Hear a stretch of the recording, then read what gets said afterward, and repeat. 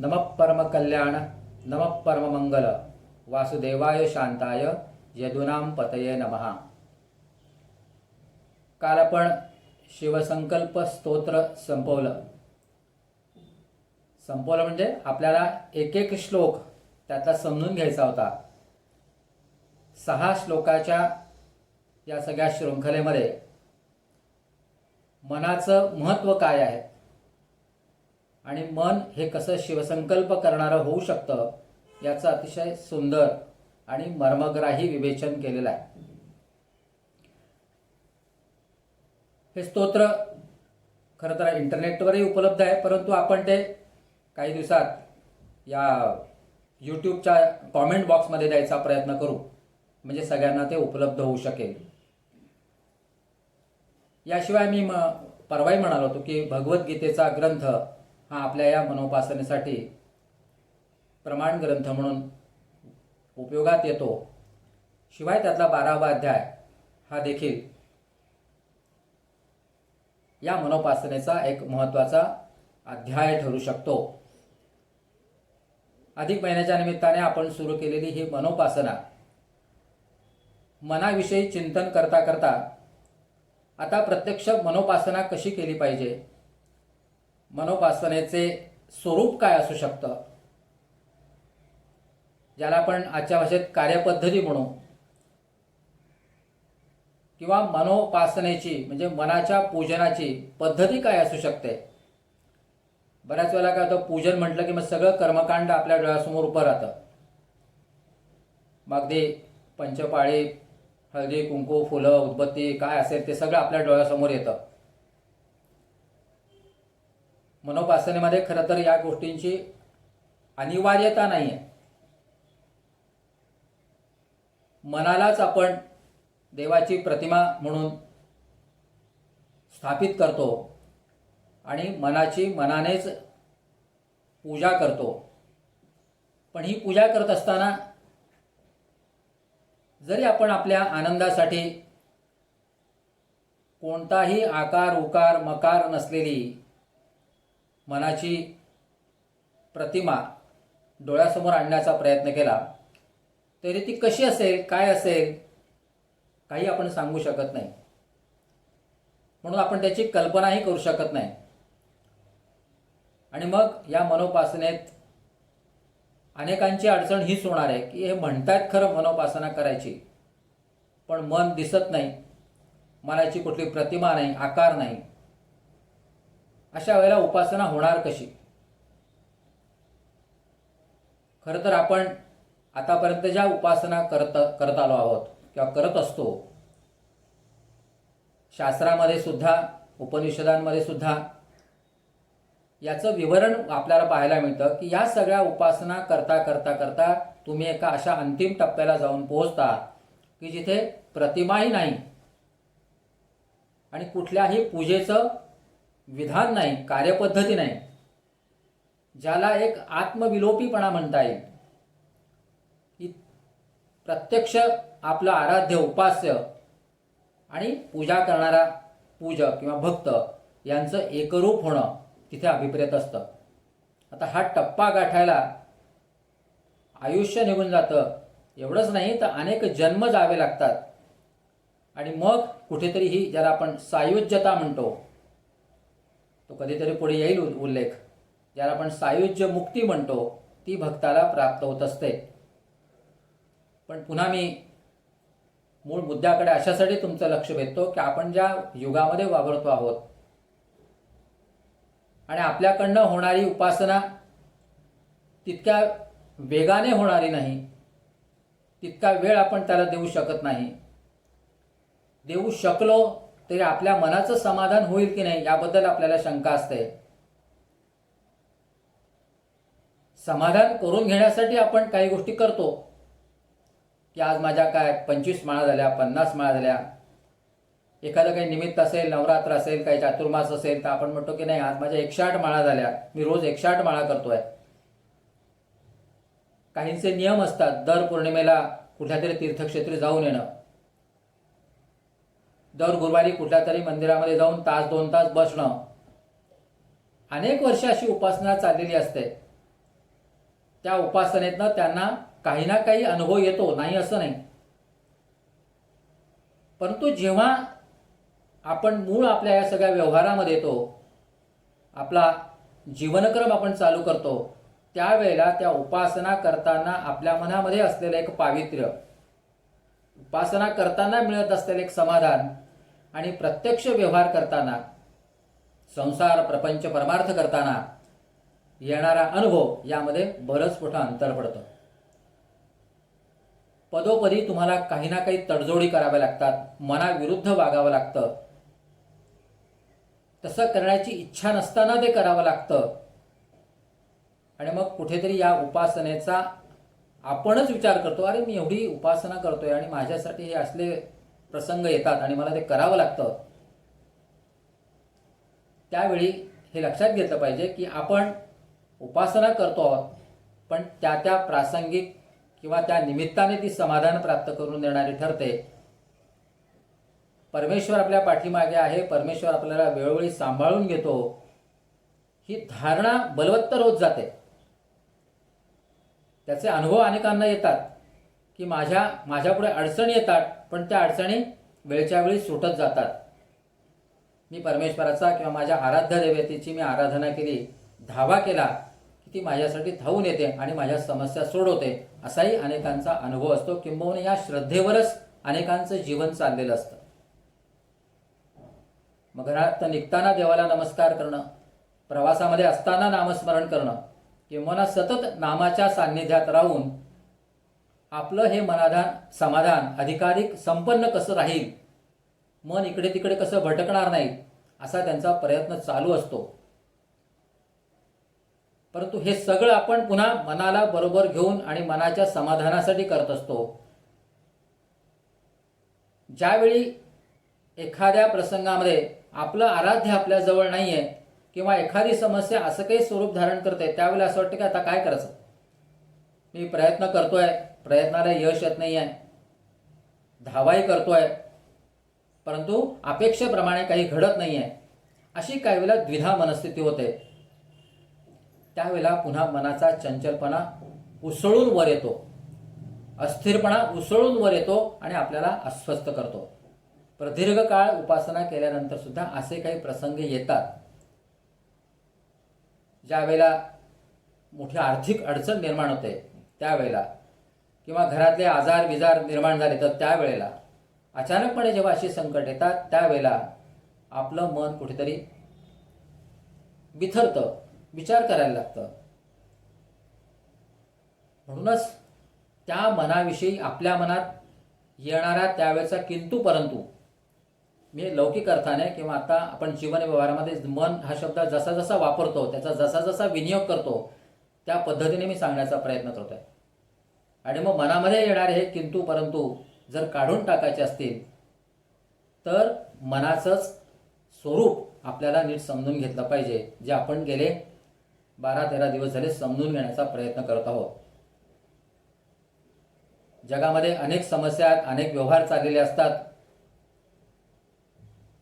प्रत्येक व्यक्ती आपापल्या पद्धतीने जीवन व्यवहार करत असताना त्याला आपल्या मनाचा विचार करावा लागतो, असं सर्वसाधारण एक सर्वसामान्य समीकरणे आपल्याला पाहायला मिळतं. पण आता मनोपासनेमध्ये मूलभूत फरक असा पडतो की आपण मन आणि बुद्धी याची फार मोठी गल्लत करतो आणि जे काम मनाचं नाही ते मनावर लादत जातो. जे काम बुद्धीचं आहे ते बुद्धीकडे न सोपवता ते मनाचं आहे असं समजून आपण आपल्या मनाला कच खायला लावतो, असं म्हटलं तरी चुकीचं होणार नाही. म्हणजे अगदी याचं छोटंसं उदाहरण ते नेहमी दिलं जातं, अनेक कथांमधनं पुराणांमधनं वाचायला मिळतं. रात्रीचा अंधार आहे आणि चालता चालता तुमच्या पायाला काहीतरी दोरीसारखं लागतं आणि ते लागल्यानंतर तुम्ही घाबरता आणि क्षणभर मनामध्ये विचार येतो, अरे साप आहे, साप आहे. सर्प आणि रज्जूचं ते नेहमी उदाहरण दिलं जातं, तेच मी सांगतोय. त्या अंधारामध्ये पायाला लागलेली दोरी आपल्याला साप वाटते आणि आपण काय ठरवतो की माझं मन घाबरलं.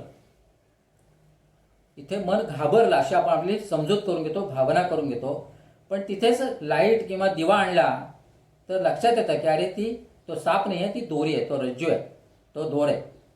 आणि आपल्या सगळ्या मनातल्या भावना वेगळ्या स्वरूपाच्या होतात. जे मन घाबरलेलं असतं त्याचीच आपण समजूत काढतो, अरे काय घाबरत आहे, तो दोरा आहे, दोर आहे. आणि ते कळल्यानंतर मग आपल्यालाच आश्चर्य वाटतं की काय आपण साधा दोर ओळखू शकलो नाही. पण अंधार होता, दोर कसा ओळखणार? हा जो अंधार आहे, जो मनामध्ये अनेकानेक कारणांमुळे दाटलेला असतो आणि त्या दाटलेल्या अंधारामध्ये अनेक गोष्टींना आपण समस्या समजतो, साप रूपी समस्या समजतो, सर्परूपी अडचणी समजतो आणि आपणच एक आर्थिक घात करून घेतो. जे काम मनाचं नाही, लाईट लागल्यावर बुद्धीने निर्णय केला अरे तो तर दोर आहे. ही जी काही मनोअवस्था आहे ती आपण नीट समजून घेतली तर मग मनावर आपण हा आरोप करतो. म्हणून मी पहिल्या दिवसापासून सांगत आलोय की मनाचं काम हे सत्यसंकल्पाचं आहे, हे मांगल्याचं आहे, सद्विचारांचं आहे. जी कामं ईश्वररूप आहेत किंवा जी ईश्वराचीच कामं आहेत ती मनाची आहेत. ही समजूत तर आपल्या मनामध्ये आपण ठामपणे करून घेतली. मी मनामध्ये अशासाठी की आपल्याला लवकर समजावं म्हणून. ही समजूत जर आपण आपल्या मनामध्ये ठामपणे रुजवली की दुःख करणं, समस्याविषयी चिंता करत बसणं, घाबरणं, भिणं हा मनाचा मूळ स्वभाव नाही, तो लादलेला आहे. जी कामं बुद्धीची आहेत ती आपण बुद्धीकडे न देता बुद्धी आपल्या मनावर कुरघोडी करते आणि कुरघोडी केलेली ही बुद्धी आपल्या मनालाही कच खायला लावते आणि आपला दुहेरी तोटा होतो. म्हणजे बुद्धी तर भ्रमित होते, पुन्हा मनाचं जे सामर्थ्य आहे त्यालाही कुठेतरी ती छेद देते, त्यालाही कुठेतरी ओरखडा करते आणि मग आपण आणखीनच गर्भगळीत होतो. मी हे मांडत असलेलं छोटंसं बारीकसं चिंतन आहे, पण याच्यावर प्रत्येकाने खरं म्हणजे खूप विचार करावा अशी सगळ्यांकडनं माझी अपेक्षा आहे. अंधार आहे, अंधार असतो त्यावेळेला आपल्याला कोणी दिसत नसतं, समोर कुठली प्रतिमा नसते. पण समजा दोन माणसं एकमेकांना भेटली, एकमेकांना ठोकली तिथे अनपेक्षितपणे, तेव्हा प्रत्येक जण म्हणतो काय कोण आहे असं आपण म्हणतो की. पण कोण म्हटल्यानंतर कोण हे आपल्याला ओळखता येत नाही. लाईट लागल्यावर कळतं अरे हे तर आपले वडील आहेत, हा तर आपला भाऊ आहे. अंधार असल्यामुळे आपण ओळखू शकत नाही, लाईट लागला की आपण ओळखतो. हीच परिस्थिती आपल्या मनाची. मनावर जो काही अनाठाई अंधार दाटून येतो आपल्या गैरसमजांमुळे, पूर्वग्रहांमुळे, अज्ञानामुळे, त्या अंधारामुळे आपण अनेक गोष्टी ओळखू शकत नाही, ओळखू शकलेलो नाही. आतापर्यंत कुठेतरी हा गोंधळ होत गेला. जो बुद्धीचा गोंधळ होता तो आपल्या मनावर आपण लादत गेलो आणि मग आपली उपासना का फलद्रूप झाली नाही. आपण इतके वर्ष उपासना करतोय पण त्याचं आपल्याला योग्य ते फळ का मिळालं नाही. आज समाजामध्ये एवढा भ्रष्टाचार, व्याभिचार, अनाचार का आहे, कशामुळे आहे. इतक्या यात्रा होतात, लाखोची वारी निघते, लाखो लोक जाऊन जगन्नाथ यात्रा बघतात, दर 12 वर्षांनी कोट्यावधी लोकांचे कुंभमेळे होतात, लाखो लोक माघी पौर्णिमेला प्रयागातल्या त्रिवेणी संगमामध्ये स्नान करतात. अशा कितीतरी आपल्याकडे गोष्टी आहेत की ज्या सातत्याने आपल्याला आपल्या इथल्या सगळ्या संस्कृतीचं वैविध्य, वैभव सांगणारे आहेत. घराघरामध्ये होणारे संस्कार, संध्याकाळी रोज देवाजवळ दिवा लावणं, शुभम करोती म्हटलं जाणं, मुलांकडनं मनाचे श्लोक पाठ करून घेणं, रामरक्षा म्हणून घेणं, भीमरूपी महारुद्रा हे स्तोत्र पाठ करून घेणं, त्यांची बलोपासना होईल, असे सगळे उपक्रम आपण करत असतो. आपण स्वतःही अनेक प्रकारच्या पोथ्या वाचत असतो. हे सगळं करीत असताना कुठेतरी मन कच खातं, मन दडपणाखाली येतं, मन घाबरतं.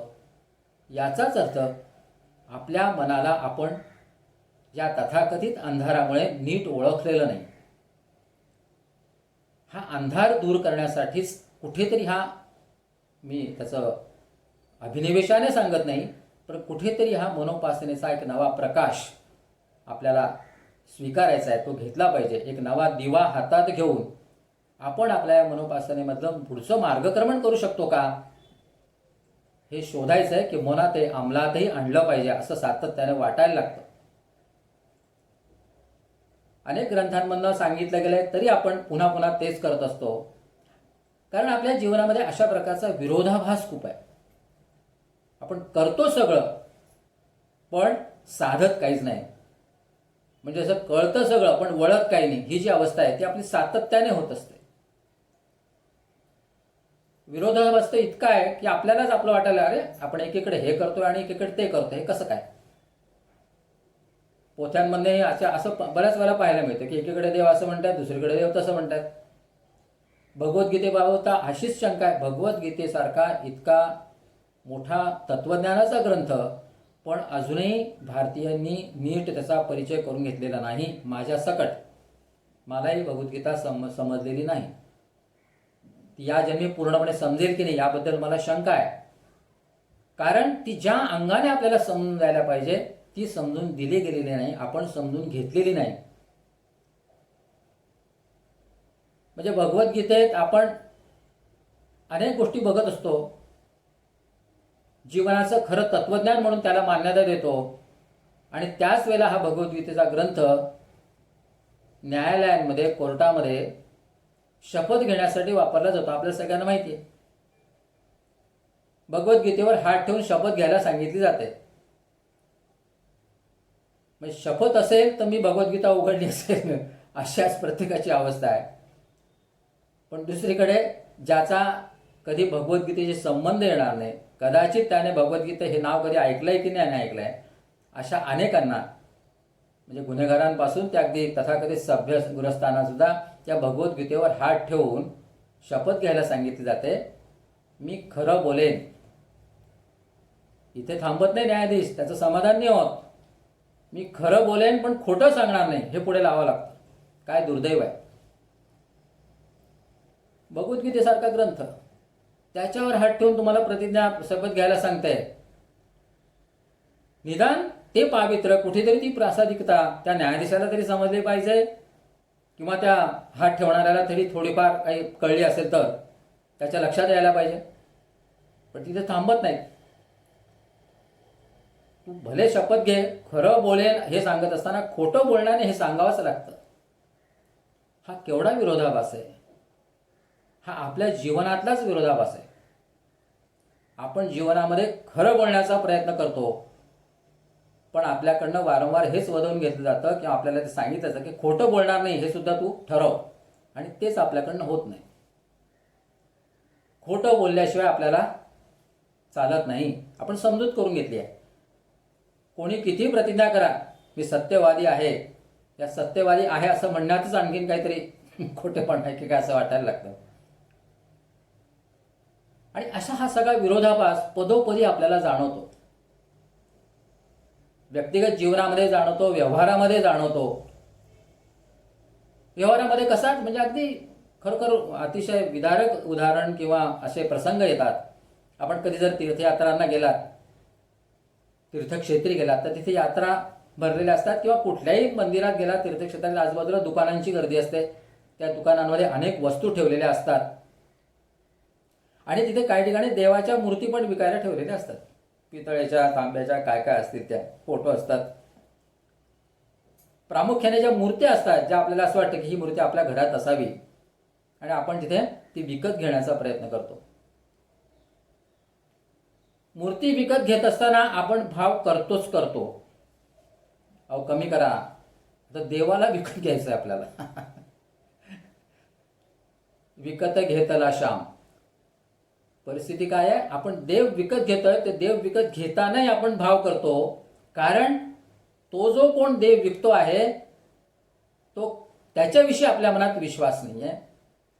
तो देखील तितक्या प्रामाणिकपणे त्याचं मूल्य करतोय असंही होत नाही आहे. तीर्थक्षेत्री देवांची विक्री करणारे आणि तीर्थक्षेत्री जाऊन देवांना विकत घेणारे, या दोघांमधला हा विरोधाभास अतिशय विषण्ण करणारा असतो, मनाला वेदना देणारा असतो. काही वेळा तर असं वाटतं, अरे बाबा तू देव विकतोयस, तुला कशाची कमतरता पाहिजे? तू तर श्रीमंत असायला हवास, तू देव विकायला बसल्यास म्हटलं काय? पण तो देव विकून पोट भरतो, याच्या इतकं जीवनातली मोठी शोकांतिका कुठली असू शकत नाही.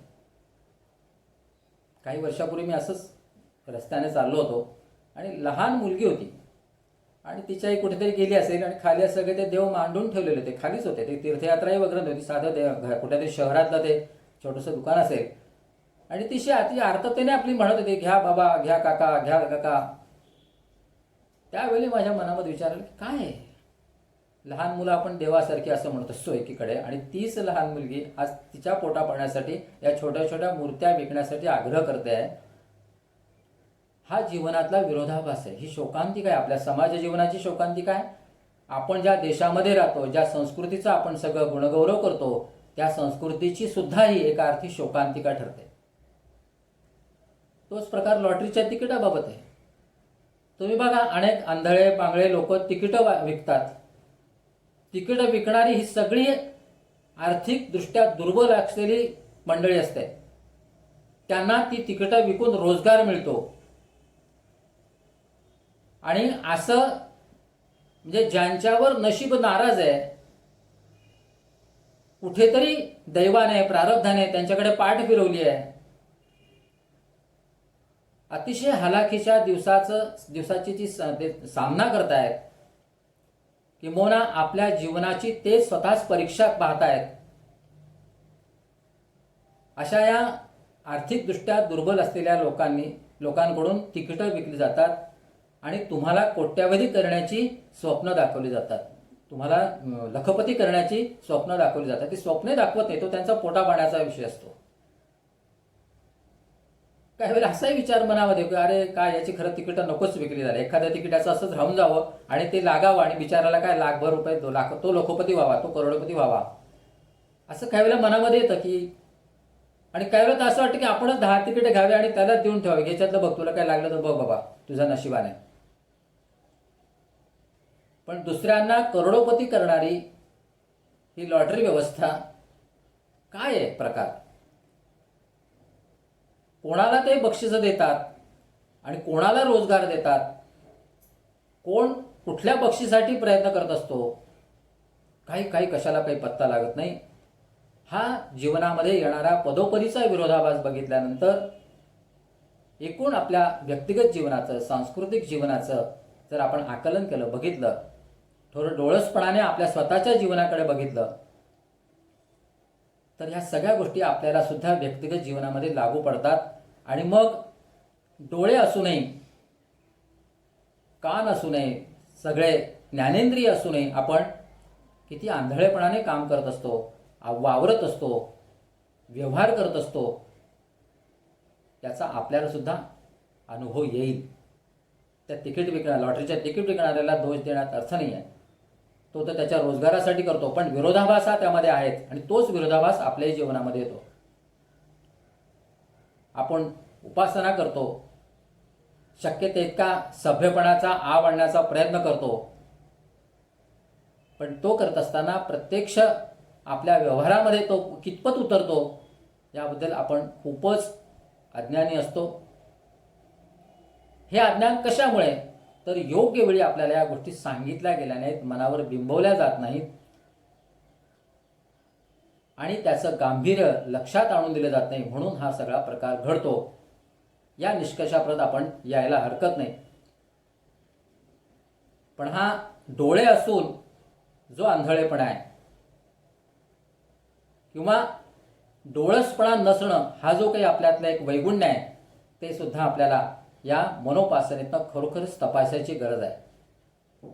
आपण ज्यांना डोळे नसतात ते खूप त्यांचे संवेदना किंवा त्यांचे एकूण जाणून घेण्याची जी क्षमता असते ती प्रचंड असते. आणि त्यातलेही काही जर उपासना करणारे पुरुष असतील, सिद्ध पुरुष असतील, तर त्यांना, ज्याला आपण डोळ्यांना, आपण बघतो, आपण ज्या डोळ्यांनी बघतो त्याला आपण चर्मचक्षु म्हणतो. पण असे अनेक लोक आहेत, अनेक सिद्ध पुरुष आहेत की त्यांना या चर्मचक्षूंची गरज पडत नाही, त्यांना ज्ञानचक्षूंनीच सगळं बघता येतं आणि जाणता येतं. आणि असे ज्ञानचक्षू लाभलेले अतिशय मोठे संत म्हणून आपण गुलाबराव महाराजांचं नाव नेहमी घेतो.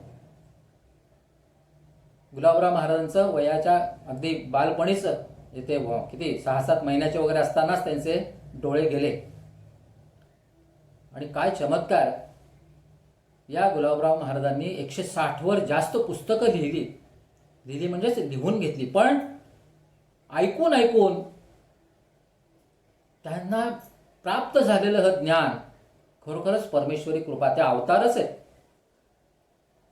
उपनिषद वेद काय त्यांना काय माहिती नाही. त्यांनी स्वतःला ज्ञानेश्वर कन्या म्हणून घेतलं होतं. कृष्ण भक्तीमध्ये ते कायम तल्लीन असायचे. तत्वज्ञानामध्ये त्यांच्या इतका गाढाभ्यास कोणाचा नाही अशी परिस्थिती होती. मग कुठे आपले हे सगळे चर्मचक्षू आणि परमेश्वरी कृपेने आणि नंतर साधनेने प्राप्त झालेले गुलाबराव महाराजांना ज्ञानचक्षू, याचा जर आपण विचार केला तर हाही विरोधाभास आपल्या लक्षात येतो. त्यांचं एक छोटं उदाहरण सांगतात. ते नित्यनेमाने आळंदीला जात असत आणि माऊलींच्या समाधीवर डोकं ठेवून काही काळ तिथे बसत असत. एकदा असाच मोठा एक सोहळा आळंदीच्या त्या संजीवनी समाधी मंदिरात चालला होता आणि तो सुरू असताना मोठे मोठे पुण्यातले काही प्रतिष्ठित लोक तिथे आले होते. आणि माझ्या माहितीप्रमाणे ज्येष्ठ साहित्यिक ल.रा. पांगारकर, आध्यात्मिक क्षेत्रातले चांगले एक नाव आहे, लक्ष्मणराव पांगारकर, हेही त्यांच्याबरोबर त्यावेळेला तिथे होते. आणि माऊलींच्या समाधीला अभिषेक सुरू असताना पांगारकर तो अभिषेक करत होते. आणि तो अभिषेक करत असताना माऊलींच्या त्या समाधीवर पाणी टाकलं गेलं, पंचामृत टाकलं गेलं आणि ते पंचामृत असं हाताने ते सगळीकडे असे लिंपत होते. ते लिंपत असताना त्यांच्या बोटात असलेल्या अंगठीचा आवाज येत होता. तो आवाज अन्य कोणालाही तिथे बसलेला आला नाही, पण गुलाबराव महाराजांना आला. आणि गुलाबराव महाराज ताबडतोब म्हणाले की महाराज, ती बोटातली अंगठी काढा ना, माऊलींच्या अंगाला घासते ती. हे ऐकल्यानंतर सुद्धा आपल्या अंगावर काटा आहेत. गुलाबराव महाराजांच्या ज्ञानचक्षूने अनुभवलेली ती संजीवन समाधीची प्रत्यक्ष अभिषेकाची कृती ही किती तन्मय होऊन ते अनुभवत असले पाहिजे याची आपण कल्पना केली पाहिजे. शेकडो लोक तिथे होते, त्यापैकी कोणालाही माऊलींच्या समाधीला ती अंगठी घासली जाईल, माऊलींना ती त्रासदायक होईल, त्यांच्या अंगाला ओरखडा ओरडेल असं कोणालाही वाटलं नाही, जाणवलं नाही, तशी संवेदनाही झाली नाही. पण ती गुलाबराव महाराजांना झाली. कारण त्यांना तुमच्या आमच्यासारखे चर्मचक्षू नव्हते. कुठेतरी पूर्वजन्मीची उपासना, मनामध्ये साठवलेला तो सगळा देव हा पुन्हा अशा कुठेतरी नव्या जन्माने व्यक्त झाला. आणि ही ज्ञानेश्वरांची उपासना करत असताना त्यांना ते जाणवलं की माऊलींना ती अंगठी घासली जाते. आणि ते सांगतात आणि त्यांच्या सांगण्याप्रमाणे पांगारकर आपल्या बोटातली अंगठी काढून ठेवतात. ही जी काही तन्मयता आहे भक्तीमधला, हा जो काही डोळसपणा आहे, याचा अर्थ काय की गुलाबराव महाराज कुठेतरी मनाने त्या सगळ्या पूजेशी एकनिष्ठ झाले होते. मनोमन त्यांनी माऊलींना आपल्या हृदयात स्थान दिलं होतं आणि तितक्याच तन्मयतेने ती पूजा ते अनुभवत होते, पाहत होते, करत होते. डोळसपणा, डोळे असूनही केला जाणारा आंधळेपणा, ह्या सगळ्या विरोधाभासाच्या काही गोष्टी सांगत असताना मनोपासनेची अनिवार्यता या सगळ्या उदाहरणांमधनं विशेषत्वाने अधोरेखित होत जाते. मनावर केले जाणारे आरोप, मनाची करून घेतली असलेली आपण समजूत आणि प्रत्यक्ष अनेक ग्रंथांमधनं मनाला दिले गेलेलं एक विशेष स्थान, याचा कधी आपण मेळ घातला नाही. त्याच्यामध्ये विरोधाभासच दिसत गेलेला आहे. आणि कुठेतरी ही मी चूक नाही म्हणणार, परंतु दुरुस्ती केली पाहिजे एवढं नक्की.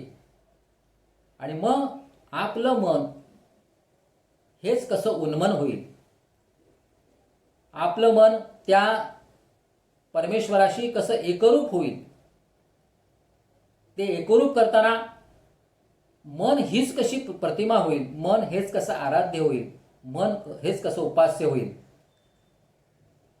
याचीच सातत्याने आता आपण आळवणी केली पाहिजे, आराधना केली पाहिजे. अन्यथा मनाला धरून आणणं, मनाला एकाग्र करणं आणि अन्य सगळे कर्मकांड करत करत आपण आपल्या आयुष्याचा बराच काळ उपासनेत घालवतो, पण जी मनाची उपासना व्हायला पाहिजे ती होत नाही. नेहमी आपल्यापासून मन काही अंतर पुढे पुढे पळत राहतं किंवा आपल्यापासून दूर दूर जात राहतं. मनाबरोबरचा आपला असलेला हा संपर्क ही फार मोठी अडचण ठरते आणि मग अनेक गोष्टी समजून घेण्यामध्ये आपण कमी पडतो आणि ही कुठेतरी त्रुटी आहे, उणीव आहे, ही आपल्याला लक्षात घ्यावी लागेल, लक्षात घेतली पाहिजे. या दृष्टिकोनातच आपण शिवसंकल्प स्तोत्राची माहिती करून घेतली होती आणि आपण आजपासून ज्या उपासनेची माहिती करणार आहोत ती उपासना करण्यापूर्वी हा विरोधाभास सांगणं आणि उपासनेची अनिवार्यता कशी आहे हे पुन्हा एकदा आपल्या मनावर बिंबवणं हाही त्यामागचा एक मोठा हेतू होता, हे आपल्या लक्षात आलं असेल. जोपर्यंत या उपासनेची आपल्याला तीव्रता भासत नाही, जाणवत नाही, तोपर्यंत ती सुरू करणं किंवा त्याच्याविषयी आपल्या मनामध्ये एक विशिष्ट भाव निर्माण होणं कठीण आहे असं मला व्यक्तिशः वाटतं. उपासनेचे अनेक प्रकार आहेत, खूप प्रकार आहेत आपल्याकडे, खूप आहेत. म्हणजे ते सांगायला बसलो तर केवढी मोठी यादी होईल. आणि हे सगळे प्रकार सगळेजण करत नसतात. जो जो कोणी ज्या ज्या पंथाप्रमाणे आपल्या समजुतीप्रमाणे उपासना करतो त्याला ती नावं पडत गेली आहेत. परंतु प्रामुख्याने उपासनेचे प्रकार बघितले ते दोनच असतात, दोन होऊ शकतात. एक उपासना ज्ञानमार्गी आणि दुसरी उपासना ही कर्ममार्गी असू शकते. ज्ञानमार्गातनं स्वाभाविकपणे आत्मसाक्षात्काराची अपेक्षा असते आणि कर्ममार्गातनं आत्मोद्धार घडवून आणायचा असतो. आता आत्मज्ञानासाठी, आत्मसाक्षात्कारासाठी जी आपण ज्ञानमार्गी उपासना जी म्हणतोय ती आणखीन उच्च दर्जाची आहे. ती प्राप्त व्हायला आपल्याला आणखीन काही टप्पे पूर्ण करायला लागतील. पण मनोपासना ही त्याचाच एक मोठा भाग आहे, एवढंच आत्ता लक्षात ठेवलं तरी पुरेसं आहे. कारण आत्ता आपण सगळे कर्ममार्गी आहोत. आपण ज्या युगामध्ये वावरत आहोत त्या युगामध्ये कर्म, मुळातच ही आपली आजची संस्कृती कर्मप्रधान संस्कृती आहे आणि हे सगळी कर्म पार पाडत असताना आपल्याला आपला आत्मोद्धार करून घ्यायचा असतो. मग हा आत्मोद्धार करत असताना आपलं कर्म हेच कसं आपल्या मनोधर्माप्रमाणे होईल याची आपल्याला आधी काळजी घ्यावी लागेल. आणि मग त्यासाठी आपल्या मनाची आपण काय काळजी घ्यायची, मनातले विकल्प दूर ठेवून ते संकल्पयुक्त कसं राहील याची आपल्याला व्यवस्था करायला लागेल. आणि त्यासाठी मनाच्या उपासनेचा आपल्याला फार मोठा आधार घेता येऊ शकतो. उपासना या शब्दामध्ये उप अधिक सन हा धातू येतो, म्हणजे बसणं.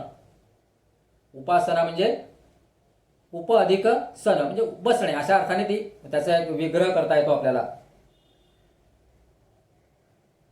परंतु शास्त्राचा जर विचार केला तर दीर्घकाळ एकाच ठिकाणी बसून किंवा एकाच आराध्याला समोर ठेवून केलेलं एक चिंतन, मनन, ध्यान याला उपासना म्हटलं गेलेलं आहे. मग शंकराचार्यांनी काही उपासनेची व्याख्या केलेली आहे. त्यामध्ये त्यांनी एक शब्द वापरलाय की तैलधाराव्रत समाना प्रत्यय असं त्यांनी शब्द वापरलाय. म्हणजे तेलाची धार धरल्यानंतर ती कशी अखंड पडत असते, पडताना दिसते, त्या पद्धतीने आपली उपासना तैलधारावत असली पाहिजे. इतकीच पारदर्शी पण तितकीच अखंड नित्य अशी जी उपासना, त्याला त्यांनी तैलधारावत असा एक चांगला शब्द वापरलेला आहे. आता हा सगळा टप्पा पूर्ण करायचा असेल, आपल्याला प्राप्त करायचा असेल तर त्याच्यासाठी सुद्धा प्रथमतः आपल्या मनाची तयारी करून घ्यायला लागेल. मनाची तयारी करणं म्हणजे पुन्हा त्या उपासनेमध्ये अडकणं असं होऊ शकतं. त्याला कुठेतरी बाजूला ठेवायचं आणि प्रत्यक्ष मग सुरुवात करताना मनाचीच उपासना करायची. मन हेच आपलं देव मानून, आराध्य मानून, ईश्वर मानून, आपली कुलदेवता मानून त्याच्याच ध्यानधारणेतून किंवा त्याच्याशीच अधिक सामिप्य साधून आपल्याला काही प्राप्त करता येतं का, असा प्रयत्न आपल्याला करायचा आहे. म्हणून मी गेल्या 2-3 दिवसात म्हटलं होतं की या मनरूपी प्रतिमेची कल्पना करायची आणि ती आपल्या हृदयामध्ये विराजित करायची. आणि कुठलीही पूजा अर्चा नाही, परंतु हे मना, तूच माझा ईश्वर आहेस, तूच माझी देवता आहेस, तूच माझी कुलदेवता आहेस आणि मी तुझीच पूजा अर्चा करतोय. तू सत्यसंकल्प करणारा हो, माझ्या मनाला पवित्र करणारा हो. आता इथे माझ्या मनाला पवित्र करणारा म्हणजे तू माझ्या मनाला पवित्र करणारा मनरूपी देवता तूच आहेस आणि मी जो काही या सगळ्या व्यवहारात वावरणार आहे, जगामध्ये वावरणार आहेस, तेव्हा मी हे तुझी ही पवित्र मूर्ती घेऊनच वावरणार आहे. त्या आराध्य उपास्य दैवत मी बरोबर घेऊन वावरणार आहे. ही संकल्पना सातत्याने आपल्या बुद्धीमध्ये, मनामध्ये, आता अशासाठी म्हणणार आहे की मन आता आपण स्थापित केलं आहे असं समजायला हरकत नाही. ते आपल्या हृदय सिंहासनावर आपण विराजित केलेलं आहे. बरं, हे मी म्हणतोय अशातही भाग नाही, यापूर्वी सुद्धा अनेकांनी ते सांगितलेलं आहे. म्हणजे एकनाथांचा फार मोठा अतिशय उत्कृष्ट या संदर्भातला एक ओवी आहे. ते एका ठिकाणी म्हणतात की मूर्ती माझी अतिप्राधान्य, मूर्ती माझी अतिप्राधान्य, मनोमयी मूर्ती पावन, जिचे करिता उपासन, समाधान साधका. पुढे ते म्हणतात की हृदयी जे माझे पूजास्थान, म्हणजे मनोमयी मूर्ती हे तर त्यांनी कल्पिलीच, त्यांनी ती गृहीत धरली. मूळ हा भागवतातल्या 11 स्कंदामध्ये जे पूजेचे 8 प्रकार सांगितले आहेत, त्या 8 प्रकारांमध्ये मन हा सुद्धा पूजेचा प्रकार सांगितलेला आहे. म्हणजे माझ्या कल्पनेत मी मनोपासना सांगतो अशातला भाग नाही आहे. भगवद्गीतेमध्ये आपण पुन्हा तोच श्लोक घेतो आहोत. आणखीनही श्लोक आहेत मनाविषयी भगवंताने सांगितलेले आहेत. मनमना भव हे त्याचंच आहे, मध्याजी कुरु हे त्याचं स्वरूप आहे. सगळं मन हे भगवंत रूप होऊ शकतं किंवा भगवंत हेच मन असू शकतं, ही कल्पना आपण कधी केलेली नसल्यामुळे आपण त्याकडे त्या गांभीर्याने पाहिलं नाही. आणि त्याच भागवतातल्या 11 स्कंदामध्ये जे पूजेचे, म्हणजे उद्धवाला श्रीकृष्णाने सांगितलेले हे प्रकार आहेत, त्यातले हा एक मोठा विशेष भाग आहे. अर्जुनाला सांगितलेली हे गीता आहेच, परंतु श्रीमद भागवतामध्ये उद्धवाला सुद्धा भगवंतांनी काही उपदेश केलेले आहेत आणि ती उद्धव गीता म्हणून प्रसिद्ध आहे. त्यामध्ये हेच सगळं सांगितलं आहे की तू मला माझं पूजन कर, तू मलाच मन मान, हा उल्लेख भागवतामध्ये येतो. आणि म्हणून एकनाथांनी या 11 स्कंदावर वेगळा ग्रंथ लिहिला, ज्याला आपण एकनाथी भागवत म्हणून म्हणतो. त्यामध्ये त्यांनी या सगळ्या मनोमय भक्तीचं सुद्धा अतिशय सुंदर शब्दामध्ये विवरण केलेलं आहे. दुसऱ्या श्लोकात ते म्हणतात की हृदयी जे माझे पूजास्थान, तेथे मने मनाचा अर्चन, मनोमय मूर्ती संपूर्ण, पूजा विधान मानसिक. मनोमय मूर्ती संपूर्ण, तेच सांगतोय आपण गेले 10 दिवसापासून. त्याचाच तोच विषय आपल्यावर बिंबवण्याचा प्रयत्न झाला आहे की मनोमय मूर्ती आपल्यामध्ये पाहिजे. मन हीच आपली मूर्ती पाहिजे, जी केवळ संकल्प करणारी असेल, ज्याच्यामधनं केवळ परमानंदाचंच प्रकटीकरण होईल, जे केवळ सत्याचं अधिष्ठानच असेल, अशा मनाचीच आपण नेहमी पूजा केली पाहिजे. मन आपण ज्या अर्थाने इतके वर्ष वापरत आलेलो आहोत, ते मन ते नाही. हे कुठेतरी अधिक सखोलपणे चिंतन करून, मनन करून समजून घेतलं तर एकूणच आपल्या जीवनातला एक नवीन अनुभव आपण निश्चितपणे प्राप्त करू शकतो.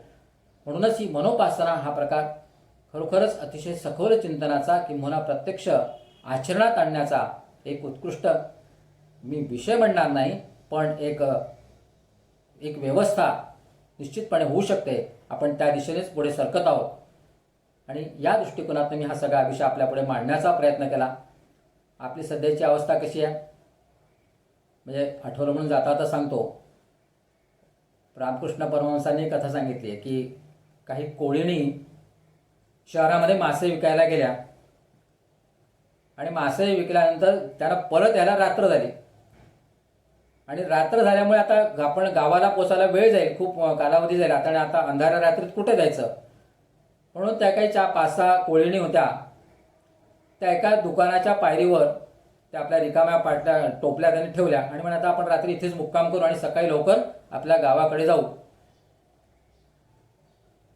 ते दुकान होतं अत्तराचं, आणि त्या अत्तराच्या दुकानाच्या पायरीवर या सगळ्या कोळींनी आपल्या टोपल्या पालथ्या घातल्या आणि झोपायचा निर्णय घेतला. मध्यरात्र उलटून गेली तरी यातल्या एकाही कोळीनीला झोप लागेना. त्यांना कळेल झोप का नाही लागत, आपण दिवसभर कष्ट केले, आपण सकाळचं निघालो, दिवसभर कष्ट केला, आता झोप का नाही येते. शेवटी एका कोळीनीने थोडं डोकं लढवलं. तिने काय केलं, ती जी टोपली होती ती आपल्या डोक्यावर घेतली, म्हणजे मानेवर घेतली आणि झोपली. तिला पट्टीशी झोप लागली आणि मग अन्य कोळींनी तोच उपाय केला आणि त्या टोपल्या ज्या उशाशी घेतल्या होत्या त्या आपल्या तोंडावर घेतल्या, जसा पदर घेऊन झोपतात किंवा पांघरून घेऊन झोपतात त्या पद्धतीने त्या टोपल्या आपल्या तोंडावर घेतल्या आणि झोपी गेल्या. लवकर झोप लागली त्यांना. रामकृष्ण असं म्हणत होते की त्यांना अत्तराच्या दुकानासमोर झोप लागली नाही. अत्तराचा सुगंध त्यांचा झोपेचा विषय नव्हता, तो माशांचा येणारा वासच त्यांना अति परिचयाचा होता आणि तो वास जेव्हा आला तेव्हाच त्यांना झोप लागली. बघा यातला उदाहरणे देताना ते खरं तर अत्तराचं एवढं सुगंधी दुकान आहे आणि त्या सुगंधी दुकानाच्या पायरीवर अतिशय प्रसन्नपणे आणि लवकर झोप लागायला पाहिजे, पण तसं झालं नाही. कारण आयुष्यभर जो व्यवसाय केला, नित्यनेमाने ज्याच्याशीच आपलं तथाकथित मन निगडीत राहिलं, खरं तर बुद्धी निगडीत राहिली आणि तोच विषय चिंतनाचा किंवा झोपेचाही झाला. आणि त्या कोळीनींना जशी त्या माशाच्या वासांमुळे झोप आली, त्या रिकाम्या पाट्यांमध्ये दडलेल्या त्या वासामुळे झोप आली, तशीच आपली सर्वांची अवस्था आहे. कारण आपण आयुष्यभर कर्ममार्गामध्ये इतके व्यथित असतो आणि तेच आपल्याला फार महत्त्वाचं वाटतं. आपण कधीही या सुगंधरूपी सगळं जे काही परमेश्वराने दिलेलं मन आहे त्याचा कधीही आपण विचार करत नाही. त्याच्या पायरीपर्यंत सुद्धा आपण जाऊ पोचत नाही आणि न गेल्यामुळे आपण अडथळत राहतो, ठेचाळत राहतो आणि आपण आपल्यालाच दोष देत राहतो. हा दोष काढून टाकण्यासाठी मनोपासनेचा आपण आधार घेऊया आणि उद्याच्या भागामध्ये या संदर्भात थोडं सविस्तर विवेचन करूया. इति विद्या तपो अयोनिर्विष्णुरीडितः वाग्यज्ञेनार्चितो देवा प्रियतांच जनार्दनः